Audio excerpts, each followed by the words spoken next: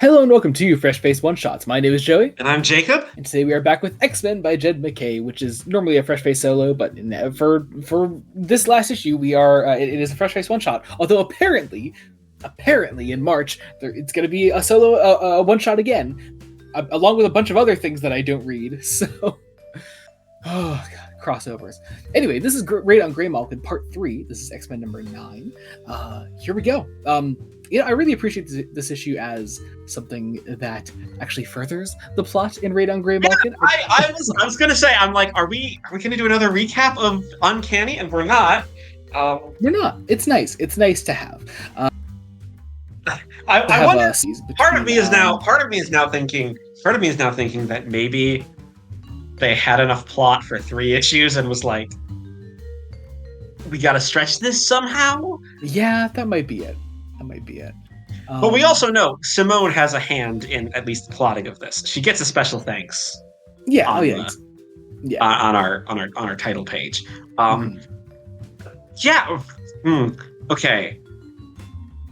So first off, art. Ryan Stegman is still on this as well, but also we're splitting art duties with Federico Vincentini, I think, or Vincentini, could be that. Anyway, either way, Vincentini. Yeah, it's an Italian name. Yes. But yeah, he does some of the art here early on in the issue, mostly, which looks really nice. I think it's a great style for this portion of the story, and yeah, I don't know. I feel like I keep accidentally making it seem like I hate Ryan Stegman, and I don't. He's not bad. I just prefer Vincentini's art. Vincentini. You also don't like his Beast. You actively don't like his Beast. Yeah. But I don't hate the art as a whole. But also, he draws a weird rogue throughout this issue that I'm not a fan of either. So, whatever. Anyway, actually getting into the issue. We have X-Man versus X-Man, or X-Woman versus Demon Man, with Psylocke and Nightcrawler here at the start. As we see Dr. Ellis watching over our X-Men here, as there's a giant battle, great 2-page spread by Vicentini on page 5 of the digital issue. Fantastic piece. A lot of this early portion of the issue is action, as we have X-Man and a little bit of recap to get up to all of the new things. So there's this one moment, and I'm not sure who it is asking Magic how many times she died. Is it supposed to be Death Dream? I think it might be Death Dream. Yeah, definitely. If it's in the Black Sea bubbles, then yeah. Just Death. What are you hiding? What are you hiding, Death Dream? You're. There have been some hints that this character has some shit buried, and I wanna start peeling back those layers. Gail, yeah. Oh, please. So I know, Miss Simone. You have another insane crossover to contribute to in March, but it never ends. I think you have like 3 or 4 more issues. I think it's like in 2. you before that. Oh no! I think it is 3 actually. 3. Okay. Yeah. Okay. Number 8 is next time, right? Yeah. Yeah. So because this is. Oh wait, no! That it's only 2. It's only 9 and 10. Jesus Christ. Oh, okay. God, it never ends. We will never be free. Okay. You know what? Marvel editorial. I am now speaking directly to you. And you cut it out with these crossovers. Never. Raid on Graymalkin has been great, honestly. It has. I've been enjoying it. Yeah. However, an 8-part crossover in March between so many books that I am not reading, and I don't have the money to be reading them all. Sir. Let crossovers be crossovers, except for ones like the one coming up in March. Anyway, fighting here, our Ellis's bodyguards in the form of various mutants. We also we have this, they eventually are able to take them down. We have also these sort of sentinel dogs here that I really like, just a cool design. we get a standoff between our two X teams here as we flash back to Dr. Ellis, and we show Psylocke and Nightcrawler then going to examine this giant vault here, which supposedly holds inmate X.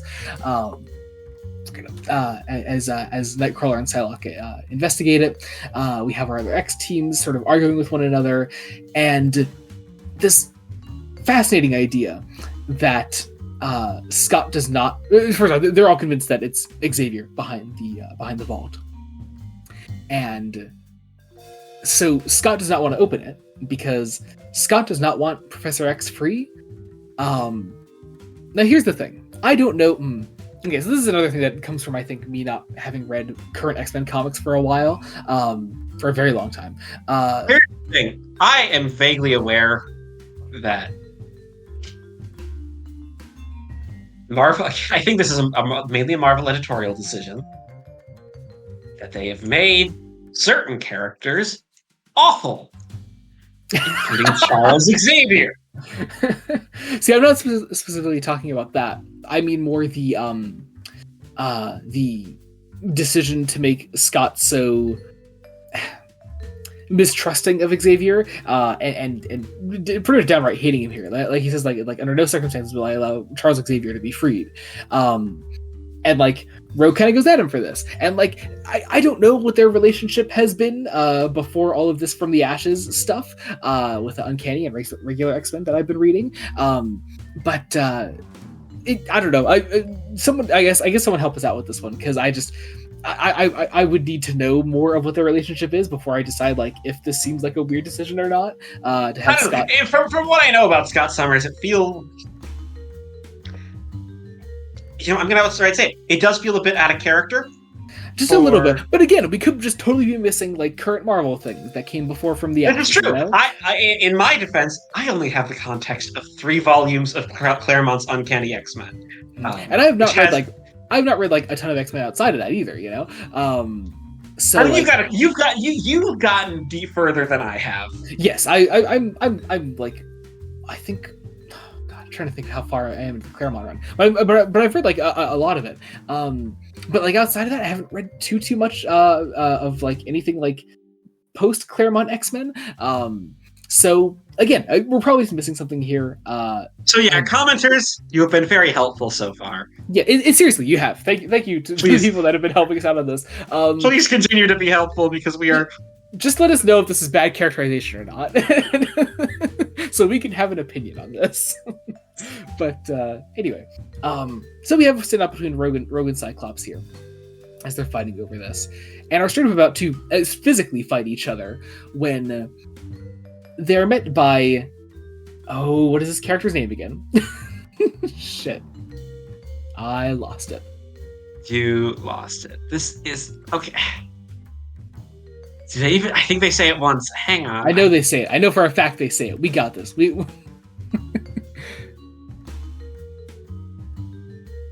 Nope. His name is Scurvy. That's it. Is that really it? Yeah. Yeah. Oh man. Okay. He's a psychic that's supposed to rival Xavier in terms of power, and like. Okay. Yeah, this is. Can we say this is weird? This is weird.